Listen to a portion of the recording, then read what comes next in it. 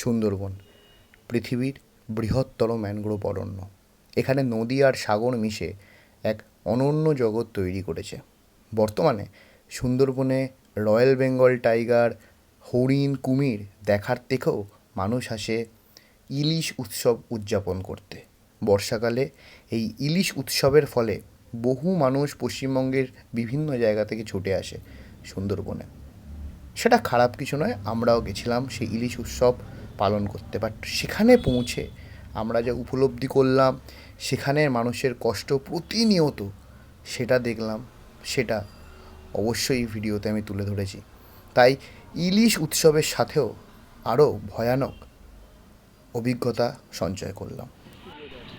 আমাদের যাত্রা শুরু হয়েছিল এই বাসেই, তো একদম ঘরের কাছ থেকে তুলেছিল এবং নির্দিষ্ট জায়গা গদখালি, সেখানে আমাদের বাস নামিয়েছিল। এখানে বলে রাখি, এখানে আপনাদের যে ট্যুর হয়, যেটা সুন্দরবনের ট্যুর হয়, সেখানে ক্যানিং টু ক্যানিং হয়। মানে আপনারা নিজেদের খরচায় ট্রেনে উঠবেন, ট্রেনে চাপবেন ক্যানিংয়ে, এবং ক্যানিংয়ে ট্যুর অপারেটরদের অটো থাকবে, সেখান থেকে আপনারা ওদের দায়িত্ব থাকবে। তারপরে সে আপনাকে ক্যানিং থেকে গদখালি হোক বা জড়খালি হোক, যেখানেই হোক আপনাকে নিয়ে যাবে, এবং সেখান থেকে আপনি যাত্রা শুরু করবেন লঞ্চে।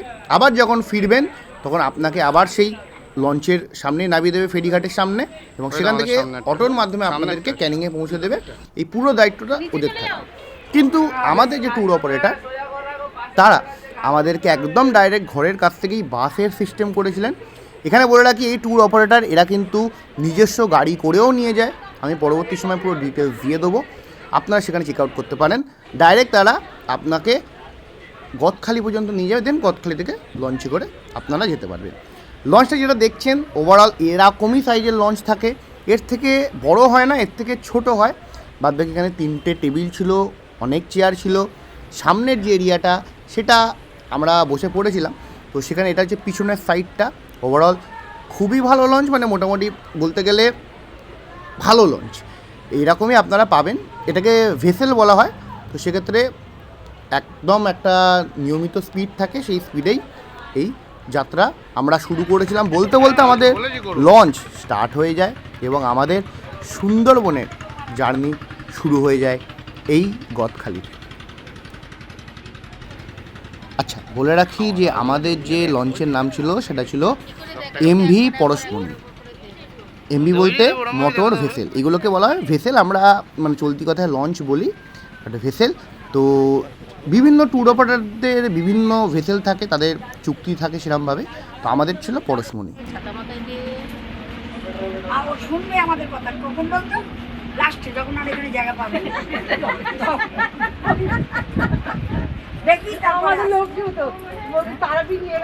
আর একদম শুরুতেই আমি বসে পড়ি সামনের দিকে হট সিটে, এবং বসতে না বসতেই চা চলে আসে, চায়ের সাথে বিস্কুট, এবং চা উপভোগ করতে করতে নদী ওপর দিয়ে আমাদের বয়ে চলে ভেসেল বা লঞ্চ। এবং একদম শুরুতে যে প্রথম স্পট হয় সেটা হচ্ছে গোসাবায় হ্যামিল্টন সাহেবের বাংলো। তো আপনারা বহু ভিডিওতে দেখেছেন হ্যামিল্টন সাহেবের বাংলো, সেটাই আমি প্রথম পৌঁছালাম। তো আমাদের প্রথম স্পট হচ্ছে গোসাবাতে আমরা নামলাম। এখানে তো আপনারা সবাই জানেন যে হ্যামিল্টন সাহেবের বাংলো এবং রবীন্দ্রনাথের বাংলো আছে। তো দুটো বাংলো আমরা দেখবো। আর বুঝতেই পারছেন ওয়েদার একদম খারাপ, আকাশের অবস্থা খুব খারাপ। আমরা ছাতা নিয়ে ঘুরছি, তাই এই সময়টা যেমন ইলিশ উৎসবের জন্য লোক আসে, তেমনি কিন্তু প্রবলেম কিন্তু অবশ্যই মানে বর্ষাকালের বৃষ্টির জন্য হচ্ছে। মানে যারা যারা ইলিশ উৎসব ভেবে সুন্দরবনে আসবেন, এই সময়টা প্রচুর ভিড়ও হচ্ছে, সেটা স্বাভাবিক ব্যাপার। কিন্তু এই দিকে একটা ব্যাপার কি, বর্ষাকালে এই বৃষ্টির যে সম্ভাবনা, সেখানে রাস্তা খারাপ এবং সবাই খুব কষ্ট সহকারে নামছে। আপনারা দেখলেনই, উঠছেনও বোটে আর নামছেনও। তো সেখান থেকে কিন্তু একটু প্রবলেম হবে, বাট দেখা যাক, আমরা যাই। আর সাধারণত ওই হ্যামিল্টন বাংলো আর এবং বেকন বাংলো দুটোতে তো ঢুকতে তো দেয় না, বাইরে থেকে যতটা দেখার, ওখানে গিয়ে দেখছি কি হয়।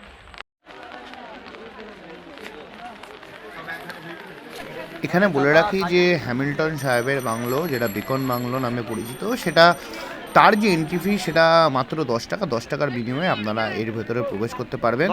ঢুকে সেরকম আহামরি কিছু নেই, আপনারা অলরেডি বিভিন্ন সুন্দরবন ব্লগসেই দেখেছেন যে বাইরে থেকেই জাস্ট প্রদর্শন করতে দেয়। ভেতরে যে বাংলোটি আছে সেটা মানে ভাঙা, তো সেখানে আর প্রবেশ করার কোনো রকমই জায়গা নেই।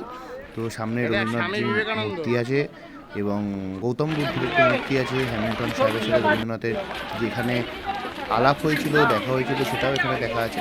তো অল ওভার দেখতে গেলে মানে একদম নর্মাল জিনিস, কিছু নেই, যেটা আপনারা সবাই জানেন। এরই দাম হচ্ছে 10 টাকা।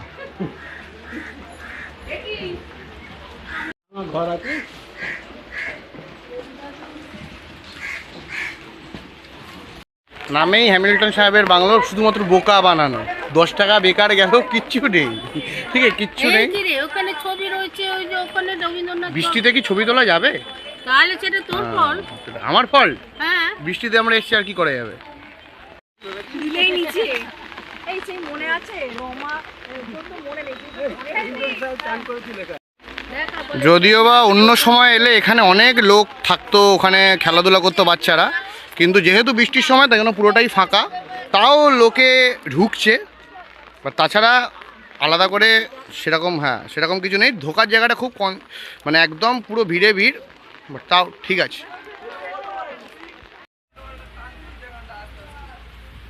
তো হ্যামিল্টন সাহেবের বাংলো দেখার পরে আমাদের যাত্রা শুরু হয় এবং খাওয়া শুরু হয়ে যায়। আমুদি মাছ ভাজা, যেটা দিয়ে শুরু হয় আমাদের স্ন্যাক্স, এবং তারপরে আমরা চলতে থাকি নদীর সাথে সাথে, নদীর স্রোতের সাথে সাথে। যেহেতু আমাদের কিছুটা দেরি হয়ে গেছিলো, কারণ লঞ্চে উঠতে উঠতে বিভিন্ন সব প্রবলেম, বাস লেট করে, তাই কিছুক্ষণ পরেই আমাদের লাঞ্চ দিয়ে দেওয়া হয়। লাঞ্চে যথারীতি ভাত থাকে আলু পোস্ত ভাজা, এবং তার সাথে থাকে ডাল, এবং আপনারা যা দেখতে পাচ্ছেন সেটা হচ্ছে কচু দিয়ে, ইলিশ মাছ মাথা দিয়ে কচু, এবং তারপরেই চলে আসে কাতলা কালিয়া। এখানে যে মাছের পিসগুলো আমি বলবো, প্রত্যেক কটা পিসই ভালো সাইজের পিস, একজনের খাওয়ার জন্য তো প্রপার তো বড়ই, এবং ওভারঅল মাছটা পুরো ফ্রেশ, কারণ আমাদের যারা ট্যুর অপারেটর তারা এখান থেকেই সমস্ত বাজার নিয়ে চলে আসে। এবং তার সাথে সাথে মাছ, যেটা ইলিশ উৎসবে ইলিশ ভাপা, আমরা শেষ করি লাঞ্চ, এবং আবারও নদীর স্রোতের সাথে পৌঁছাই পাখিরালয়। আমাদের পাখিরালয়তেই আমাদের স্টে ছিল, এবং এখানেই আমাদের তো এই মুহূর্তে আমরা এলাম পাখিরালয়। এখান থেকে আমরা যাব আমাদের হোটেলে। পাখিরালয়তেই আমাদের হোটেল আছে আপনজন, সেখানে হোটেলে থাকবো আজকের দিনটা, দেন আবার কালকে প্ল্যান হবে, আজকে আবার ওখানেই খাওয়া দাওয়া হবে। সাইডেই আমাদের এখানে যে লঞ্চটা সেটা দান করে দিল, এবং এখানেই রান্নাবান্না হবে, এবং পাখিরালয় ওখানেই খাওয়া হবে, ওখানেই থাকা হবে। চলুন আপনাদের হোটেলটা দেখাচ্ছি।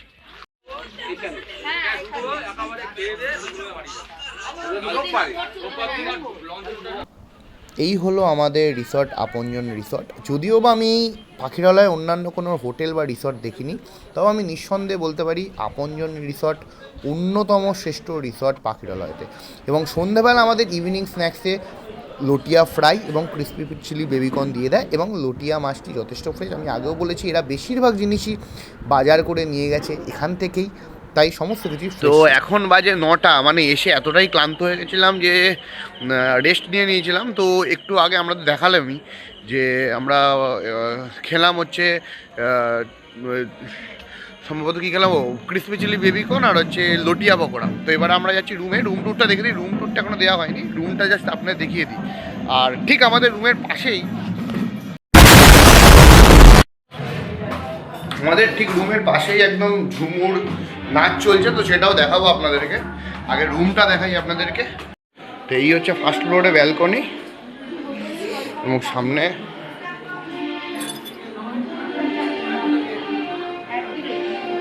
একদম সোজা এখানে ঝুমুর নৃত্য চলছে। আর এটা আমাদের রুম 46।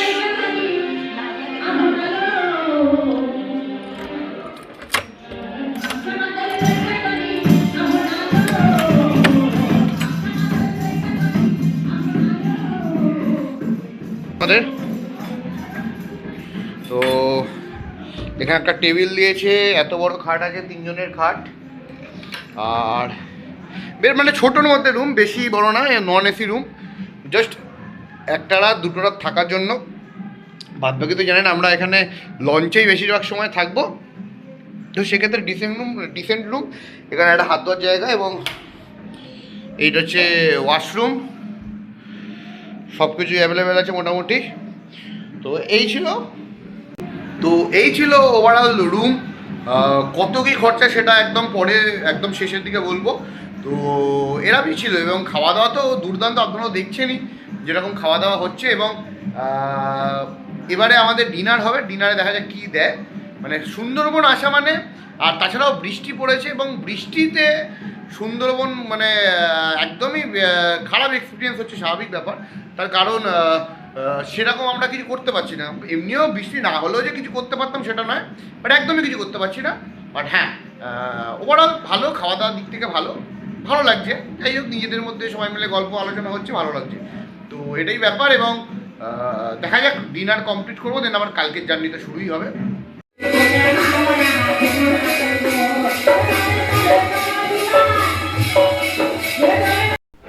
তো চলে এলো আমাদের ডিনারটা পেতে পেতে একটু দেরি হয়, তার কারণ এই যে আপনজন রিসর্ট আপনারা দেখলেন, এখানে শুধু আমরা নই, মানে অন্যান্য ট্যুরিস্ট অপারেটরদেরও লোক ছিল।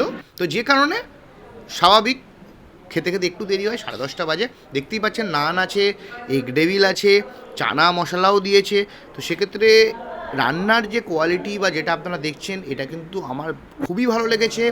সাদা ভাতও দিয়েছে, তার সাথে যেটা আমার একটা স্পেশাল আইটেম যেটা লেগেছে, সেটা আপনারা দেখতে পাবেন যে গন্ধরাজ কাতলা।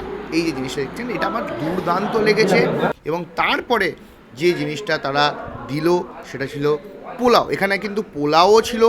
আমি পোলাও নিইনি, আমি ডাইরেক্ট সাদা ভাতের সাথে মটন কষা পেয়েছি। আপনারা দেখতেই পাচ্ছেন পোলাও অন্যান্য লোকের পাতে আছে, আমি পোলাও খাইনি, মটন কষা দিয়েই খেয়েছি, কারণ সেটা বেটার লাগে। এবং রাতে এত রকম আইটেম, সত্যি বলতে আমি জানি না, আমি অনেক ভিডিও দেখেছি সুন্দরবনে, বাট এত আইটেম আমি কোথাও দেখিনি। সুপ্রভাত। আজকে সুন্দরবন আমাদের ডে 2, বাট ডে 2 এ সকালবেলা উঠেই অবস্থা পুরো খারাপ, কারণ বৃষ্টি। মানে বৃষ্টি এরমই পড়েছে, কালকে সারা রাত বৃষ্টি হয়েছে এবং আজকেও এখন থেকে পুরো বৃষ্টি। জানি না কখন কি হবে, আমরা কখন উঠবো লঞ্চে। আমাদের 7:30 টাইম দিয়েছে, বাট 7:30 হয়তো আমরা বেরোতে পারবো না, আর একটু দেরি হবে। বাট আজকে আমাদের পুরো জঙ্গল সাইডটা দেখার কথা আছে। বাট এরকম যদি বৃষ্টি হয় তাহলে খুব সমস্যা, মানে লঞ্চে যেভাবে জল ছিটকাচ্ছে, অসুবিধা হচ্ছে। সামনের দিকটা, যেটা সামনের যে ভিউটা, সেখানে বসে যাচ্ছে না। বাদ বাকি ওভারঅল আপনি বৃষ্টিটা যদি দেখায়, একবার দেখুন কীরকম বৃষ্টি। মানে কালকে সারা রাত বৃষ্টি হয়েছে, সারা রাত। খাওয়া দাওয়ার কোনো রকম কোনো অবকাশ নেই, মানে আপনাকে মানে এরা খাইয়ে দেবে, মানে দুর্ধর্ষ রান্না যেরকম করছে সেরকম ব্যাপার। বাট সামনে বৃষ্টি, এখন ছাতা নিয়ে যেতে হবে এবং চা ফা খাওয়া যাক, দেখি সকাল থেকে এরা কী দেয়। কালকের দিনটা শুধু ট্রেলার ছিল খাওয়া দাওয়ার দিক থেকে, আজকে নাকি আসল খাওয়া দাওয়া শুরু হবে। সকালবেলা ঠিক জিনিসটা এরকম হচ্ছে, বৃষ্টি চারিদিকে এবং বিশাল বড় এই রিসর্টটা, বিশাল বড়। এবং আমাদের এরকম একটা কটেজও নেওয়া আছে, এখানে আমাদের কিছু মেম্বার আছে, এরকম এই যে ছোটো ছোটো কটেজ সামনের দিক করে। আর আমরা আছি ঠিক ওই যে ওখানে ওই বিল্ডিংটায়, কারণ আমাদের একটু দূরে পড়েছে। বাদ বাকি এখানেও আমাদের একটা কটেজ আছে এবং সামনেও একটা এইদিকেও বিল্ডিং আছে, এখানেও আমাদের লোক আছে। টোটাল আমাদের 3টে ঘর নেওয়া হয়েছে। কটেজগুলো খুব সুন্দর কটেজ।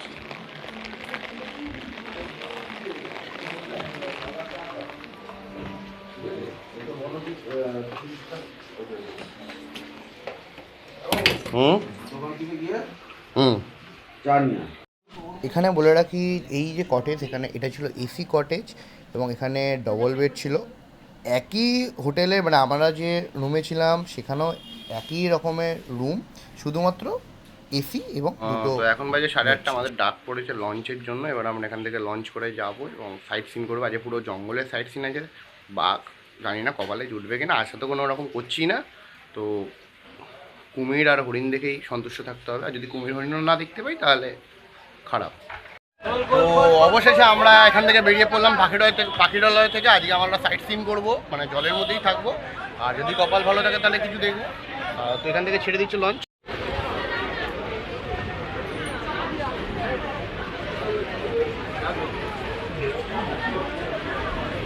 প্রচুর লঞ্চ আজকে, প্রচুর লঞ্চ।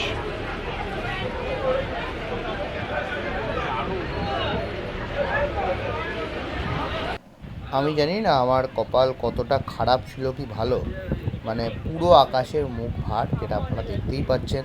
আমি আশা করেছিলাম কিছু না কিছু তো দেখবই, কিন্তু এর পরে যে অভিজ্ঞতাটা আমাদের সাথে হলো সেটা আপনারা তো দেখতে পাবেন, সেটা ভয়ানক। তাও বলে রাখি, সেই অভিজ্ঞতা যাওয়ার আগে চা চলে আসে সঠিক সময়।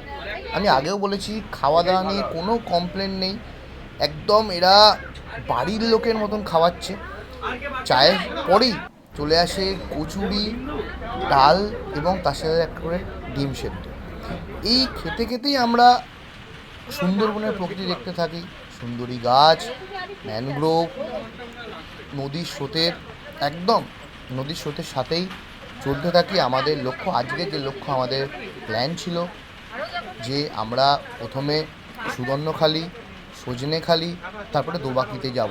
তো এই প্ল্যানটা ওভারঅল আমাদের ছিল এবং আমরা সেই আশায় বুক বেঁধে চলতে থাকি লঞ্চের সাথে। এবছর এত পরিমাণে বর্ষা হয়েছে প্রথম থেকে, বর্ষা মানে কোনোদিন শেষ নেই, হয় রাতে না হলে দিনে। অন্যান্য বারে 3-4 মাস গরমের জন্য প্রোগ্রাম হয় না, কিন্তু এবারে আপনার জুন মাস থেকে যে বর্ষা শুরু হয়েছে এখনো পর্যন্ত অবিরাম বর্ষা। মানে বর্ষা হয় রাতে না হলে দিনে, কোনোদিন রাত দিন সমানই হয়েছে, বর্ষা কমেনি। এখন যে দিকে আমরা আছি বর্তমান, এটা হচ্ছে অবর্ষা তিথি। আচ্ছা, আমি সংক্ষেপে বলে দিই যে ইনি কি বলতে চেয়েছেন। ইনি এটাই আমাদেরকে বলতে চেয়েছেন যে আমরা যে সময় গেছিলাম সেটা ছিল কৌশিকী অমাবস্যা, ভরা কঠাল, নদীর যে জলরাশি বা তার যে হাইট সেটা আরও ওপরে ছিল, যে কারণে আমরা না সজনেখালিতে নামতে পেরেছি, না সুদর্ণখালিতে নামতে পেরেছি, না আমরা দোবাকিতে নামতে পেরেছি। তো এই যে আমরা ভেবেছিলাম যে আজকে আমরা 3টে সাইট সিন করবো, 3টে সাইট সিনের মধ্যে আমরা কোনোটাতেই নামতে পারিনি, কারণ ছিল প্রচুর পরিমাণে বৃষ্টি এবং তার সাথে সাথে ছিল জলের যে একটা হাইট সেটা অনেকটা বেশি ছিল। তো সে কারণে আমরা কোনোটাতেই নামতে পারিনি। এইবারে আমরা জঙ্গলে ঢুকছি, ঠিক এইবারে এই সাইডটা থেকে আমরা জঙ্গলে ঢুকবো। তো হয়তো মানে বাঘ দেখার, আবারও বলছি, আশা কোনো রকমই নেই, কিন্তু জঙ্গলের সাইডে ঢুকবো, অন্যান্য বন্য প্রাণী দেখতে পারি। আসলে ব্যাপারটা হলো কি, যেহেতু ভরা কোটাল, নদী অনেকটা ওপরে এবং বর্ষাকাল তার উপরে, তাই ধারে লোক মানে ধারে জন্তু জানোয়ার আসার কোনো সম্ভাবনা নেই। জঙ্গলে ঢুকছি, এটাই আশা করা যেতে পারে। সামনে সুবর্ণখালি আছে এবং দোবাকি আছে, দুটো ওয়াচ টাওয়ার, দুটো যে স্পট, ওখানে আমরা যাব। ওটাই আজকের প্রোগ্রাম। সজনেখালি হলো না, যেটা আপনারা আগেই শুনলেন, ব্যাস। ওই বডি তুমি ভেতরে যাও, ভেতরে যাও, ঠান্ডা লাগবে বডি। ছাতা নিয়ে বসে ভিডিও করছে। তুমুল বৃষ্টি, তুমুল বৃষ্টি। এই মুহূর্তে নদী পুরো উত্তাল হতে শুরু করেছে, কিছু দেখা যাচ্ছে না দূরে।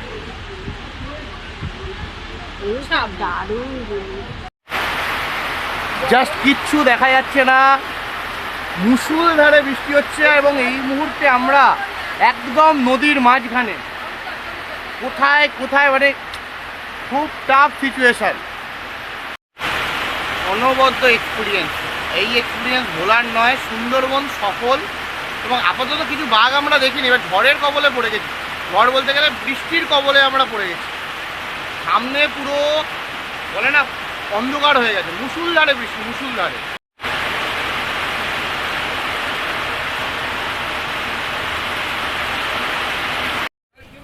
আমি জানি না যে এই ভিডিও দেখে আপনারা কতটা কি বুঝতে পারছেন, কিন্তু যখন আমরা নদীর একদম মাঝখানে ছিলাম এবং আমাদের বোট যখন যাচ্ছিল, এই যে ঢেউটা এই জায়গাটায়, তো মানে খুবই ভয়ঙ্কর ছিল আমার কাছে। তো প্রথমবার, কারণ এরকম সিচুয়েশানে আমি কোনোদিন আগে পড়িনি। অনেকে পড়েছেন, অনেকে তারা যারা রেগুলার যান, এই জলপথে যারা ব্যবহার করেন, জলরাস্তা যেটা, তো সেটা তাদের অবশ্যই অভ্যেস আছে, কিন্তু আমার কাছে এটা একদম নতুন ছিল। তাই আমার যে কিছুটা হলো ভয় পাওয়াটা সেটা স্বাভাবিক ছিল এবং আমার সাথে সাথে যারা লঞ্চে ছিলেন তারাও অনেকটা বেশি ভয় পেয়ে গেছিলেন। যেভাবে আমাদের লঞ্চ ঘুরছিল সেটা সত্যি ভয়ের একটা কারণ।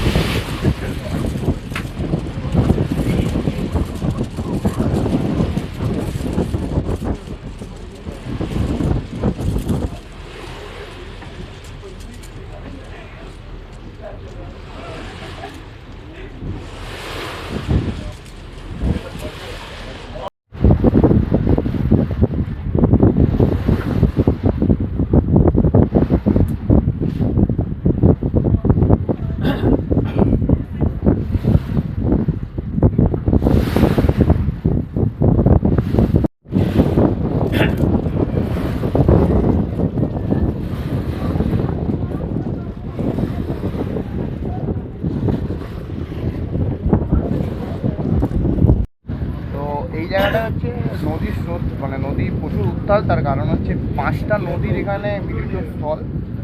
এখান থেকে আমরা দোবাকি যাব, তাই জন্যই এরকম হয়েছে, দেখতে পাচ্ছেন। এই যে একবার উঠছি, একবার নামছি, এই জিনিসটা হচ্ছে কারণ এখানে একটা নদী আছে। তো এখান থেকে একটা নদী এসছে, ওখান থেকে একটা নদী এসছে, ওই দিক থেকে একটা নদী এসছে, ওই দিক থেকে একটা নদী এসছে, এবং এদিকে পিছন দিক থেকে একটা নদী এসছে। তো 5টা নদীর এখানে যেহেতু মিলিতস্থল, তাই এই জায়গাটা একটু স্রোতটা প্রচুর বেশি। তো যাই হোক, কোনো রকমে দুলতে দুলতে আমরা আবার লাঞ্চে বসে পড়ি এবং শুরুতেই শুক্তো দেয়। ভাতের সাথে শুক্তো সত্যি শুরুর দিকে ভালো লাগে। ডাল, তারপরে আলু পোস্ত, একদম বাঙালি খাবার। এই খেতে খেতে প্রকৃতিতে যে বৃষ্টি উপভোগ করতে থাকি আমরা এবং চলতে থাকি আমাদের গন্তব্যস্থলে। কিন্তু খাওয়া দাওয়ার কোনো কমতি নেই। খাওয়া মানে সুন্দরবন ইলিশ উৎসবে শুধু খাওয়া আর খাওয়া। যারা খেতে ভালোবাসেন তাদের জন্য পারফেক্ট। কাতলা থেকে শুরু করে ইলিশ মাছের পাতুরি, কোনো কিছুই এরা বাকি দেয়নি, সব কিছু করেছে। যাই হোক, লাঞ্চ কমপ্লিট করে আমি আবারও লঞ্চের হট সিটে বসে পড়ি সামনে। বৃষ্টির মধ্যে কেউ এই জায়গাটা আসতে চায়নি, আমি ছাতাকে পুরো সাইডে করে বসে পড়ি, কারণ আমি জানি এই জায়গায় বসে সুন্দরবন দেখার যে অভিজ্ঞতা বা যে মজা, সেটা এই লঞ্চের পিছনে বসে নেই, এটা সামনে বসেই আছে। তো আপনাদেরও বলবো, যারা যারা পরবর্তী সময় সুন্দরবন যাবেন তারা সবসময় এই স্পটটা নেওয়ার চেষ্টা করবেন। এই জায়গাটা পারফেক্ট জায়গা, কিন্তু আনফর্চুনেট আমরা আপাতত এখনও পর্যন্ত কিছু দেখতে পাইনি। আশায় ছিলাম যে কিছু দেখব, আশা করছি, আশা করাও ভালো, হয়তো কিছু না কিছু তো দেখতে অবশ্যই পাবো। তাও আমি বলেছিলাম যে বাঘ না পাই অন্তত হরিণ পাই দেখতে, আর সেটা চলেও এলো খুব সামনে। এইখানে আমি একটা হরিণ দেখেছিলাম, কিন্তু খুব ভালোভাবে দেখতে পাইনি। আপনারাও সেরকম ভালোভাবে দেখতে পাবেন না, কারণ আমি নিজেই দেখতে পাইনি, আপনারা কীভাবে ভালোভাবে দেখবেন। তো এরপরে আমরা একদম জঙ্গলের ভেতর দিয়ে যেতে থাকি। ভাবি যে বাঘ তো কপালে জুটবে না, হরিণ, কুমির কিছু না কিছু দেখি। কিন্তু আগেও বলেছি, যেহেতু ভরা কোটাল চলছে, একদম নদীর আপনারা দেখতেই পাচ্ছেন কতটা উঁচুতে। তাও এখন একটু ভাটা পড়েছে, কিছুটা ক্লিয়ার হচ্ছে, বাট ভাটা পড়লেই যে হরিণ আর বাঘ এরা আসবে জল খেতে সেটা তো নয়। বা এখানে বাঘ দেখা যায়, কিন্তু যখন বাঘ এক জায়গা থেকে এক জায়গায় পারাপার করে তখনই আমরা দেখতে পাবো, তাছাড়া কোনো রকম কোনো সৌভাগ্য আমাদের নেই। যাই হোক, একটা বক দেখতে পেয়েছি, সেটাই একটা মানে প্রথম যেটা আমি দেখতে পেলাম, সেটা বক। মানে কিছু যে দেখতে পাইনি সেটা নয়। এবং এখানে একটা বাঁদর ছিল, সেই বাঁদরটাও আমি দেখি, মানে আমাদের দুটো কাউন্ট হয়। এবং এর পরে আমরা দেখতে পেলাম হরিণ দেখতে পাই, যেটা আমার কাছে তো অবশ্যই চিড়িয়াখানায় হরিণ দেখা এবং জঙ্গলে হরিণ দেখার মধ্যে পার্থক্য তো আছে।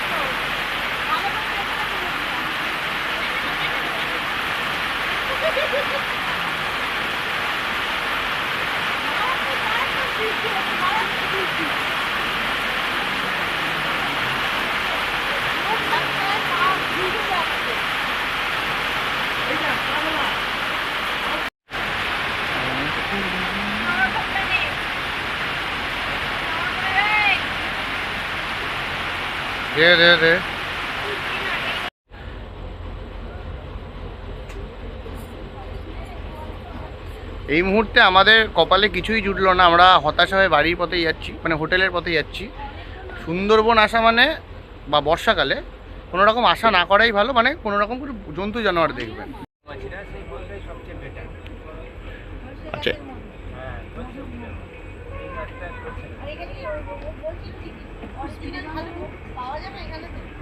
পাওয়া যায়, সব জায়গায় পাওয়া যায় না, কিছু জায়গায় রাখে। ওইগুলো ছোটো ছোটোগুলো গরান গাছ, বড়টা কেওড়া গাছ। কেওড়া গাছ মতো পাতা যেটা, ওটা কেওড়া গাছ। কেওড়া গাছ কালকে দেখতে পাবেন, এটা গেওয়া গাছ। কেওড়া গাছের পরে ওই গাছটা গেওয়া গাছ।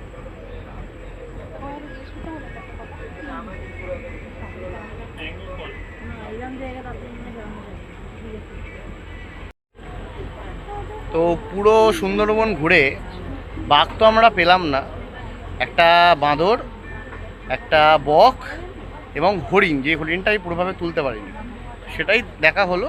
একটা ছোট লোক যেটা আমি।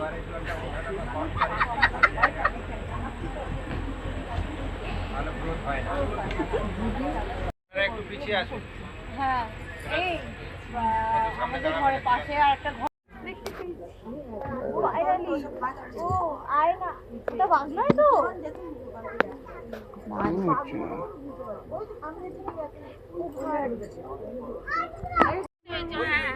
ওই তো দেখতে, হ্যাঁ ওই তো, না দাঁড়িয়ে আছে, ওই তো মুখ ঘুরিয়েছে, এরা দুজনে মিলে ওই তো মুখ ঘুরিয়েছে, এই চাপদালি, ওই তো ভেতরে ঢুকে যাচ্ছে। না এই তো সামনে একটা, এই তো তোমার সামনে, ওই তো দেখতে পাচ্ছ না? হ্যাঁ ওই তো। ভিডিওটা কল করে থাকলে পাঠাস। এইসব আমার কাছে কোনো ভ্যালু না, শুধু ভিডিওতে যেটা বলি সেটা ভ্যালু হয়ে গেল।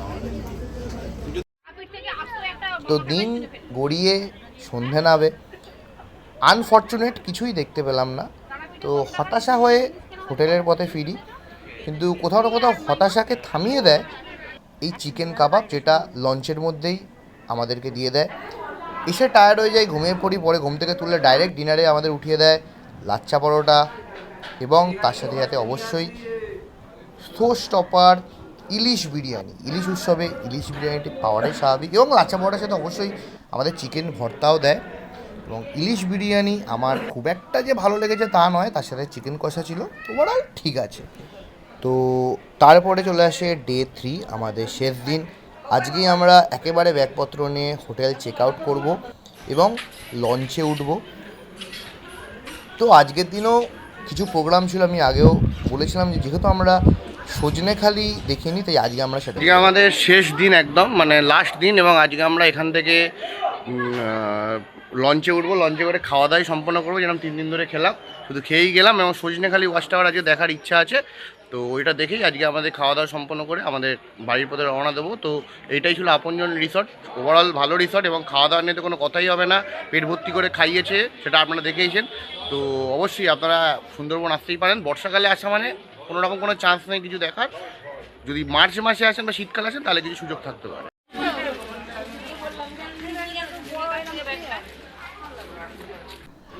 চলুন সুন্দরবনে একটু বাঘ দেখেই নিন এই ভিডিওতে।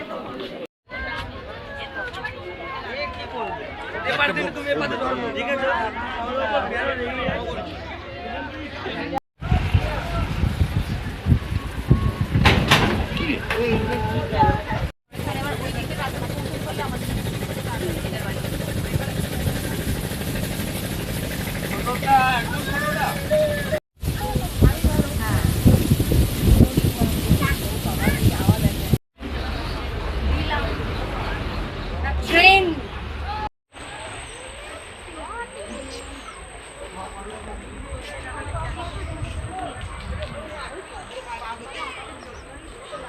নমস্কার করছে, নমস্কার করছে দিদি।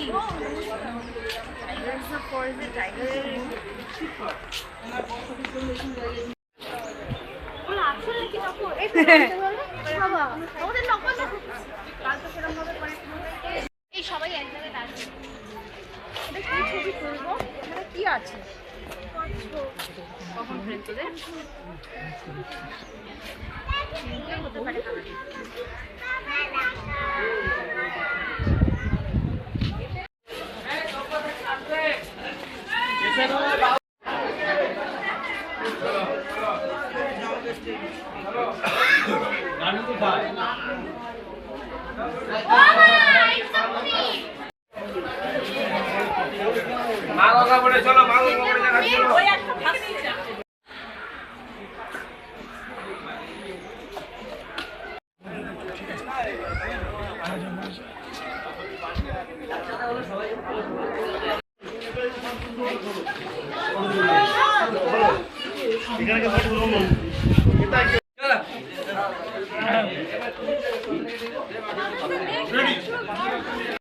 ভিডিও করেছি।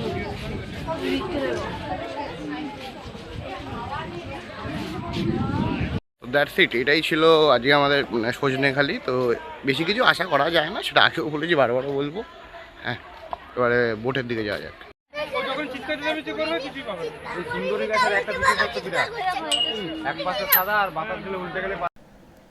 তো এবারে যে খাবারগুলো দিচ্ছি এর সাথে সাথে বলে রাখি যে এই টোটাল ট্যুরটার খরচা কত পড়লো। দেখুন, টোটাল ট্যুরটার খরচা পড়লো 4,500 টাকা। অলরেডি আপনারা দেখলেন এবং দেখছেনও যে কী কী খাবার এরা দিচ্ছে, কী কী ফেসিলিটিস দিচ্ছে, কিরম কী হোটেল দিচ্ছে, কিরম কী রিসর্ট দিচ্ছে, কিরম কী যানবাহন দিচ্ছে, সব কিছু দেখিয়ে দিলাম। এবার আপনারা বিচার করবেন যে আপনারা কিভাবে যাবেন, কি করে যাবেন, এই ট্যুরের সাথে যাবেন কি না, বা কি না যাবেন। এই যে ট্যুরের পুরো খরচাটা সেটা পড়লো 4,500 টাকা। তো এই ছিল এই ভিডিও। তো এখানেই বলে রাখি যে সুন্দরবনে তো বাঘ দেখতে পেলাম না, কিছু স্মৃতি নিয়ে যাচ্ছি অবশ্যই। তো এই ছিল ভিডিও। ভালো লাগলো অবশ্যই লাইক, শেয়ার, সাবস্ক্রাইব করতে ভুলবেন না জাস্ট অয়ন থিংসকে, এবং চ্যানেলের পাশে থাকবেন। টাটা।